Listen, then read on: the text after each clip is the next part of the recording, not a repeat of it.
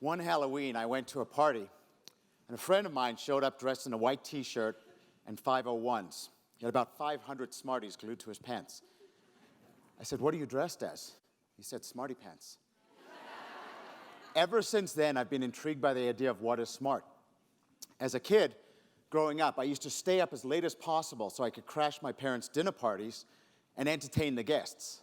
Any laughing or ovation would encourage me, and I felt as though I was in my element, that I was doing what I was meant to do.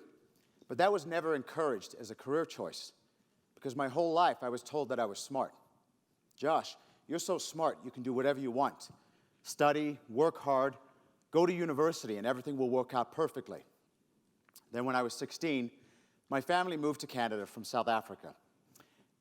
My parents wanted to provide us with the best possible opportunities to succeed, but I didn't fit in. I had a funny accent, I had my nose in the books, and I didn't know anyone. So I joined the drama club. We spent hours after school rehearsing, reading plays, doing monologues, talking about our dreams and how one day we were all going to move to LA and become famous actors. One of my mentors once told me that there's a pilot light inside each one of us that guides us. It's a lighthouse in dark and stormy seas. And it was in those moments that I spent with my fellow actors in the drama club that my pilot light began to burn its strongest. So when it came time to choose a major at university, I approached my friends and my teachers.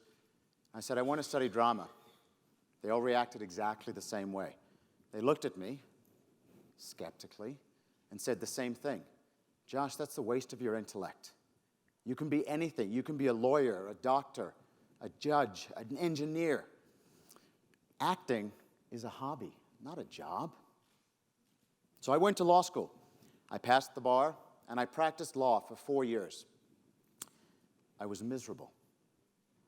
And then one day, I was preparing for a big trial, and I started to be overwhelmed by all these feelings of fear and doubt and panic. I didn't know what to do. It was completely overwhelming. I know now that I was having an anxiety attack. Things had come to an head, and I was completely overwhelmed. I reached out, and I called an emergency helpline. They talked me down and referred me to a counselor. I spent months talking to a counselor about my dreams, my goals, and my ambitions. And then one day, she turned and looked at me and said, "Josh, what is it you most want to do in the world?" I said, "I want to perform. I want to act." She took a moment and looked at me and smiled. It was a smile of acceptance and of encouragement. And that was a turning point in my life. It made me realize I could do what I loved. I could follow that light that shone inside me.